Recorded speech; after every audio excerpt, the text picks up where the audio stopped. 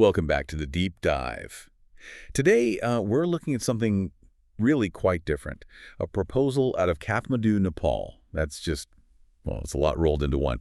Part manifesto, part, community plan, and definitely part business blueprint for a tech super app. We're talking about the Kalkiwaad super app model. It really is a radical document. Makes you stop and think, doesn't it, about how we fund essential services. Because this isn't charity, not in the usual sense, and it's not standard government taxes either. It's a detailed plan for something the sources call Kalkiwaad economics. Kalkiwaad economics. Okay, Yeah. that's a term we need to unpack. What exactly are they getting at with that philosophy, according to the sources? Well, they frame it as a very specific type of social capitalism. Mission-locked, they call it. The basic idea is you build a self-sustaining system, you take a successful for-profit tech business here, it's ride-hailing, and you structurally dedicate all its profits, permanently, to funding a nonprofit social welfare system. We're talking free healthcare, free education, even legal aid down the line. It's designed to bypass, potentially corrupt tax systems or unreliable foreign aid. Right. So our mission today is basically to check the math, isn't it? See if this cross-subsidy idea actually holds water financially. Can the profits from something like, people getting rides across town really sustain universal services for a whole city like Kathmandu? Exactly. And the problem they're tackling is huge, right? How do you build up that kind of social infrastructure fast without depending on outside money?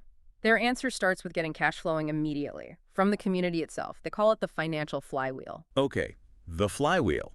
And that depends entirely on people in the Kathmandu Valley signing up, becoming members. Let's dig into that social contract, because it's not just a click here to join thing. To get the free lifetime health care, which they guarantee for at least 2 years up front, there's a cost involved. Yes, there's a three-step process. First, you got to download the app, the Kalkiwaad Drive app. That's the ride-hailing part that's coming. Second, RS-251 donation. That's like a membership fee to the nonprofit arm, the Kalkiwaad Research Center. And third, you need to buy their ebook. It's called The Economic Revolution to Make Nepal a World Guru, and that costs RS-1000. So, okay, add that up. RS-1,251 total. That's not insignificant for a lot of families there. If the goal is universal health care, why put up a paywall right at the start? Seems a bit counterintuitive, doesn't it? It does seem like a tension, yeah. The sources explain it by saying it's not a handout, it's a moral contract. They're quite explicit.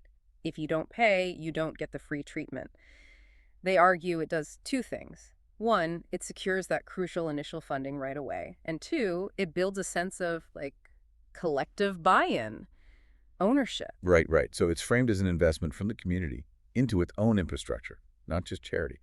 And the target for this investment, it's huge, 2 million people, 20 lakh members in the Kathmandu Valley alone. And if they actually hit that number, 2 million members times RS 1,251, that brings in about RS 2.5 billion initially. To give you some perspective, that's roughly 19 million US dollars raised directly from the people it's meant to serve. For a health system in a developing nation, that initial crowdfunded sum is, it's pretty remarkable. $19 million is definitely a serious chunk of change for seed funding. But is it enough?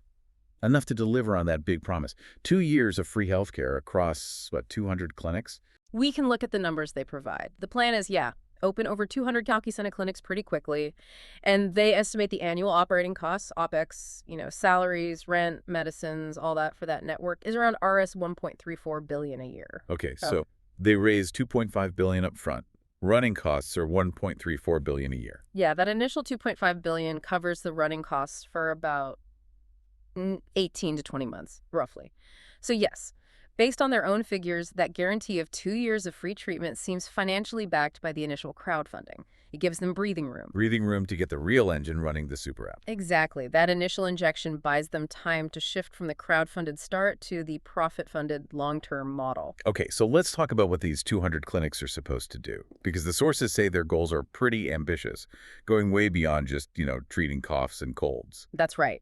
They state the mission isn't just about individual treatment, but about protecting the whole nation's health future. And they focus hard on two specific big issues. First one is antibiotic resistance. AMR. AMR. Okay, that's a massive global problem. But why make it central to a local clinic network in Kathmandu? Seems specific. It's actually quite clever, strategically. The sources point out this common practice of people just buying antibiotics over the counter, no prescription. They call it consuming slow poison. And that misuse is exactly what drives resistance. It risks pushing Nepal, and honestly the whole world, into what they call a post-antibiotic era after 2050. Imagine. Simple infections becoming deadly again. Millions of lives lost every year, potentially. Scary stuff. So how do a bunch of local clinics plan to fight that? By tackling the root cause. Uh, Diagnosis. They promise free culture tests whenever possible. Think about it. If you can quickly find out for sure, for free, whether you actually need an antibiotic, you remove the incentive to just self-medicate or pressure the doctor. It basically turns the clinic network itself into a frontline defense against this huge global health threat, using local infrastructure for global impact. That is smart. Using primary care to tackle epidemiology. Okay, what's the second big goal? You said national capacity.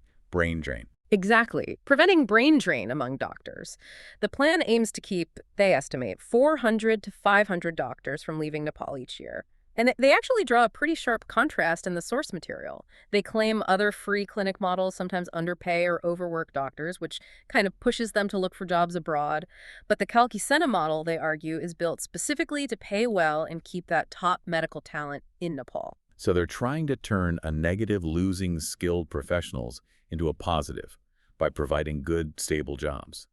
And they also connect it back to their political roots, committing to employ 500, 600 family members of people injured or killed in the recent Gen Z revolution there. It's a real mix, isn't it? Social mission, public health strategy, economic development, all tied together. But again, none of this works long-term without the money engine, which brings us back to the super app. Right. The Kalkiwaad Drive app, a ride-hailing company, launching soon, maybe 3-4 months, going head-to-head with Pathao in Drive, the established players. This is where that Kalkiwaad economics idea really gets into gear, right? This is the absolute core of the long-term plan. The structure is key. This ride-hailing company operates with what they call a zero-dividend policy, meaning 100% of the profits from Kalkiwaad Drive go directly and permanently to funding the free clinic network. And the pitch to the public is, essentially, stop sending money out of the country. They argue foreign ride-hailing companies take, 400, 500 million rupees in profit out of Nepal every year? That's the figure they use, yes. The core logic is, switch your ride-hailing spending to our Nepal-made app. That profit then stays in Nepal. And it doesn't just stay in Nepal, it gets immediately funneled into free healthcare for everyone, instead of going to shareholders overseas. That's a powerful message for users, definitely. Your taxi ride pays for your neighbor's doctor visit. But let's look at the numbers again. Can Kathmandu's ride-hailing market really fund 200 clinics forever? Well, the market's big enough. They estimate the total annual spending on rides in the valley is around 100 billion rupees. Massive. The financial models and the sources project that if the Kalkiwaad app can capture, say, 15 to 20% of that market. Which is ambitious, but maybe doable with that kind of local pitch. Right. And if they run that part of the business with a fairly standard net profit margin, maybe 10%, then the app generates around 1 billion rupees in pure profit annually. That's about 7.5 million US dollars every year. Okay, 1 billion rupees profit per year. We said earlier 1.34 billion runs 200 clinics. So 1 billion. That permanently funds how many? It's enough to sustainably run about 75 to 100 clinics, permanently, just from the ride-hailing profits. So you get a massive sustained impact right there. But the vision isn't just ride-hailing, remember? It's a super app. The goal is to generate way more than 1 billion a year as they add more services. Which leads us to the super movement vision. This isn't just an app. It's planned as a whole, society as a service platform. 4 layers, they say. Let's maybe focus on the layers beyond the obvious ones. Sure. The service layer is pretty standard for a super app. Rides, obviously, food delivery, e-commerce with a push for made in Nepal, goods, digital wallet, maybe microloans. Basic stuff, but integrated. Then the social layer. That seems key to the movement part. Member feeds, discussion forums, some kind of reward system for volunteering, keeping people engaged. Exactly. Then you get the knowledge and care layer. This is really interesting. It extends the clinics digitally. Telemedicine, online courses, skills training. But crucially, they also include free legal aid, a helpline, community law clinics. So it's moving beyond just health into access to justice, too. Wow. Free legal aid funded by taxi rides and food delivery. That's definitely new. Okay. And the final layer sounds absolutely critical for making this whole thing work long term. The governance layer. Yeah, this is maybe the most important part for trust. It has to be rock solid. They mandate mission-locked ownership so the company can't just be sold off or change its purpose. And here's a fascinating bit. They commit to blockchain-based public accounting plus independent audits. The goal is radical transparency. Every rupee tracked, publicly. for tracking the funding of a city's health system. Okay. So that's how they plan to build and keep community trust, especially somewhere trust in institutions might be, low. It seems to be the core idea. If people can literally see the profits flowing directly into the clinics in real time, maybe that keeps the whole flywheel spinning. It keeps members invested. And if this whole thing actually works, if the Kalkiwaad blueprint gets fully implemented, the sources claim some pretty wild outcomes long term. Oh, yeah. The 2035 projections are ambitious, to say the least. They talk about creating 5 to 6 million new jobs nationwide. And get this, a 95% reduction in corruption, the permanent end of the dowry system. Huge societal shifts. And financially, didn't the source material claim something about the Nepali rupee versus the Indian rupee? It did. It projected that 1 Nepali rupee could equal 25 Indian rupees. I mean, that implies a massive strengthening of the Nepali economy. And they also promise, eventually, free education from nursery all the way to PhD, free medical training, MBBS to MD, all funded through this system, even at private institutions. It's a total rethink of national services. The 10-year financial numbers match that scale, too. By 2035, 4 to 5 million members, maybe 1,400 clinics across Nepal, annual revenue hitting 65 billion rupees. They clearly believe this can scale nationally. So zooming out, we have to ask, right, is this Kalkiwaad idea truly novel? Or is it just, putting existing pieces together in a clever way? Because we've seen parts of this before, haven't we? Like Aravind Eye Care in India, using paying patients to fund free care that's cross-subsidy. And companies like Patagonia or Newman's Own locking profits for a social mission. That exists too. Exactly. Those concepts are proven. But the specific combination here, that seems to be the novelty.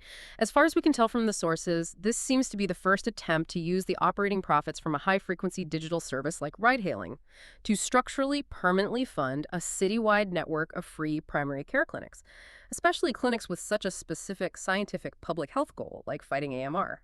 So you're turning the daily cost of getting around town into a permanent health fund for potentially millions of people. Precisely. Leveraging that constant, predictable cash flow from a digital platform to fix a deep, systemic social problem.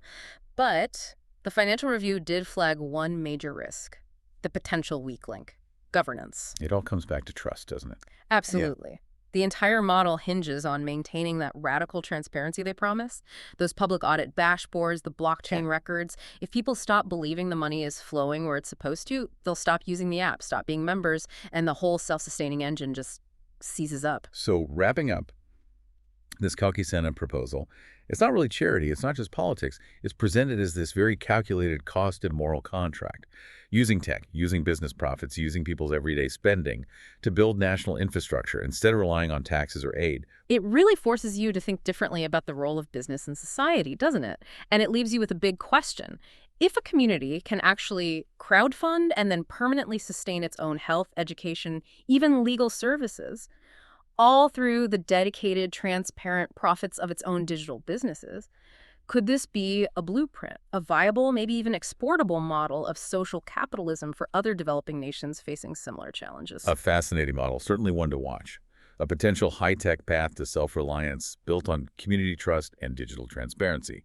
Thanks for diving deep into the Kalkiwaad proposal with us today.